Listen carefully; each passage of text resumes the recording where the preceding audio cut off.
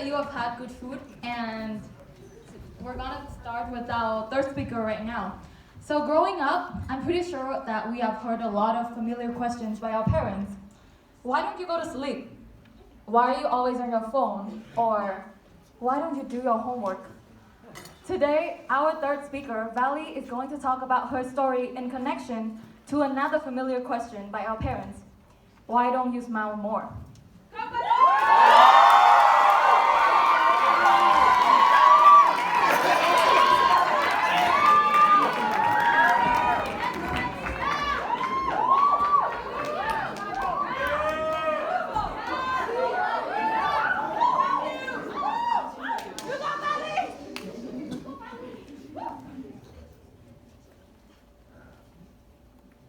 Malcolm de Chazal, a Mauritian poet, once said, "Family is a code of justice which never shuts down for night or day."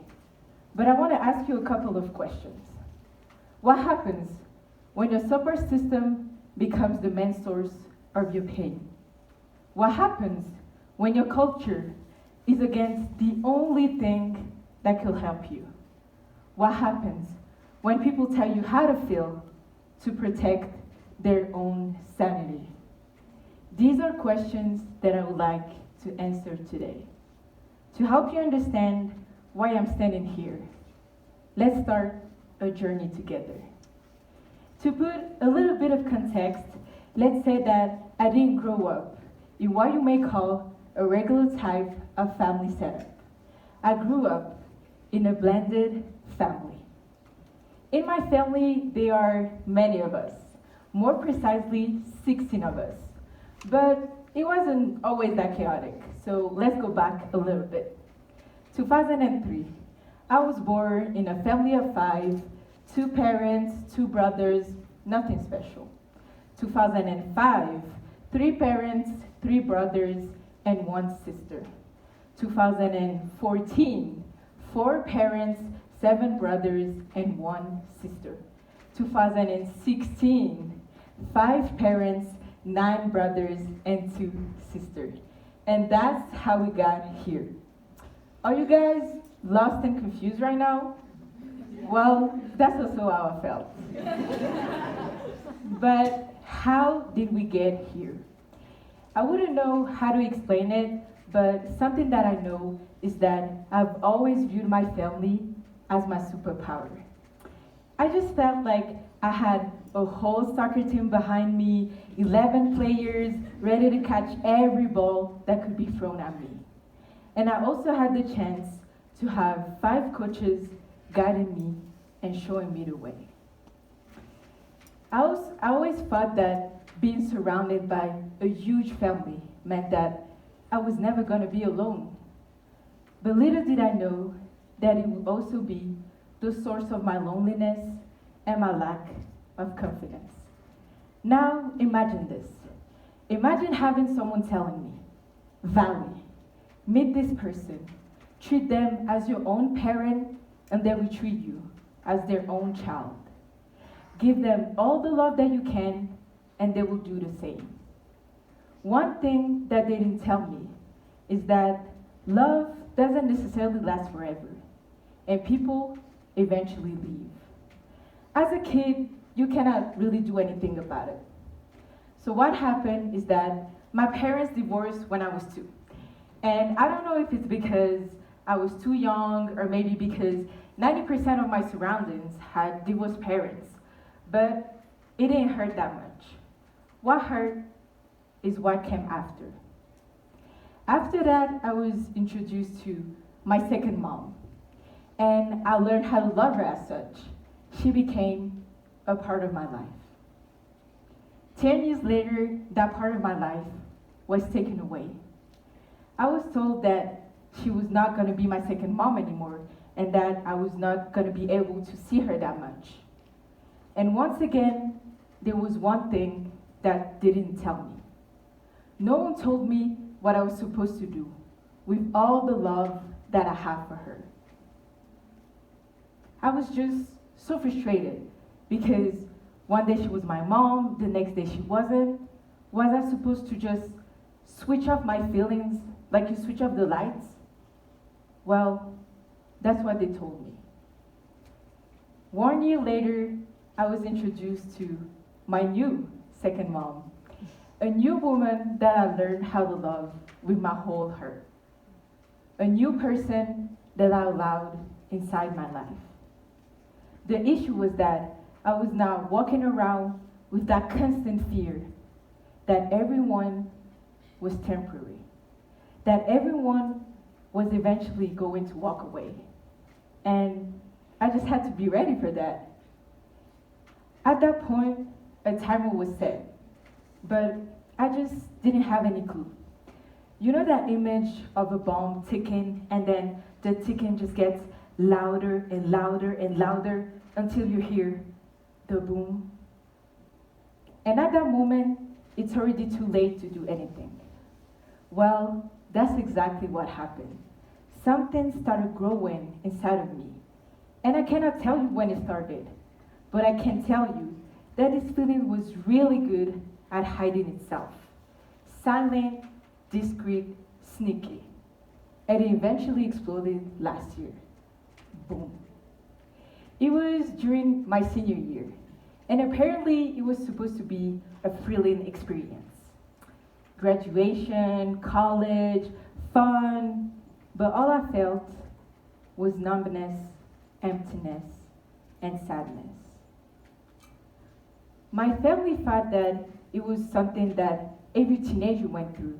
Nothing too serious, just a little wave of sadness. They would hit me on a daily basis with sentences such as, positive attracts positive value. It's just a question of mindset. Or my favorite one was, smile more, Valley. Thank you so much, Dad. I didn't think of that. Why didn't I think of that? At some point, I understood that if I actually wanted to get better, the only person that could implement that change was myself. So that's what I did. I told my family how I felt, and let's not sugarcoat it and call it what it was. They gaslighted me. They told me that I was going through an adolescent crisis, that I wanted to get a lot of attention, but then when I started randomly crying at the dinner table, they believed something was wrong. They understood that for once, they couldn't be the ones helping me. They couldn't be my support system. Some weeks into therapy, we deeply searched for the reason for that bomb exploding.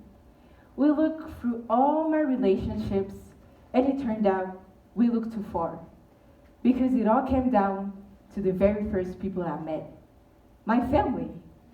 By looking at my parents' behaviors, my grandparents' behavior, we understood that it was in fact a cycle, more precisely a vicious cycle. The Malagasy culture is very clear. Do not show any of your feelings. Be grateful about what you have and do not complain. That's what my grandparents learned, and that's what they taught my parents, and that's what they taught me as a result. And that's when my therapist told me something that I will never forget. He asked me if I wanted to perpetuate those mechanisms with my future kids, or if I finally wanted to break that curse. And the answer seems quite obvious, right? But it's not. And why is that?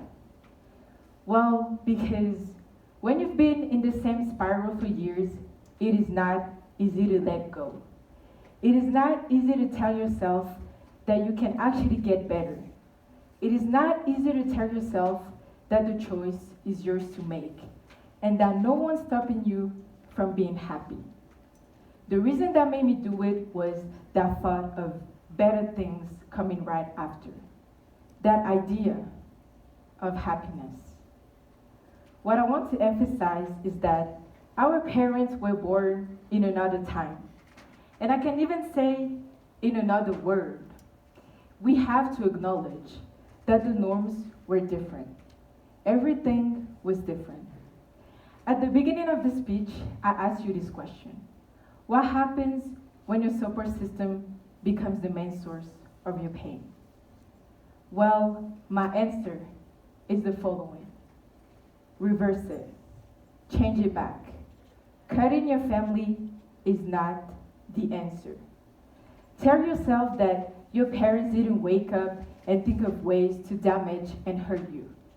They did the best they could, but they didn't know that it was the wrong way.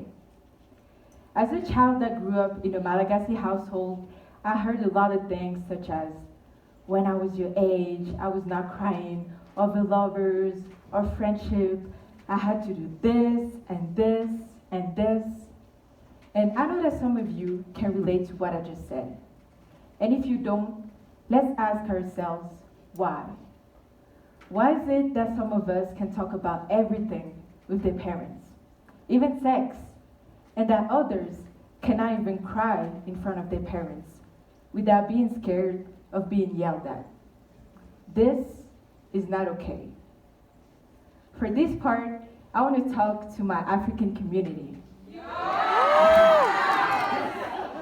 I know that we love laughing about how it is to grow up in an African household. For example, when we talk about sleepovers, when you want to sleep over at your friend, so you ask your friend to call your mom, and you just standing in front of your mom while she's receiving the call, right? And then she goes, oh, Vali didn't tell me about that, but of course she can sleep over. But then, when she hangs up the phone, you know exactly what's coming after. What I'm trying to say is that laughing is our way to deal with it. We rather laugh about it than cry about it. Us bonding through that just shows how widespread the issue is.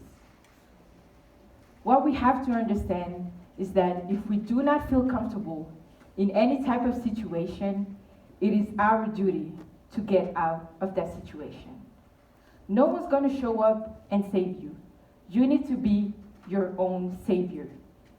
If we want change, then let's create change. It is time to bite the bullet and stop using culture as a way to invalidate the youth's feeling. It is time to bite the bullet and stop using the culture to create unhealthy households. I talk a lot about my parents, but they are the reason why I got through it. I'm here today because they tried, they learned, they are building new patterns, and they are making change. They are my support system. Thank you.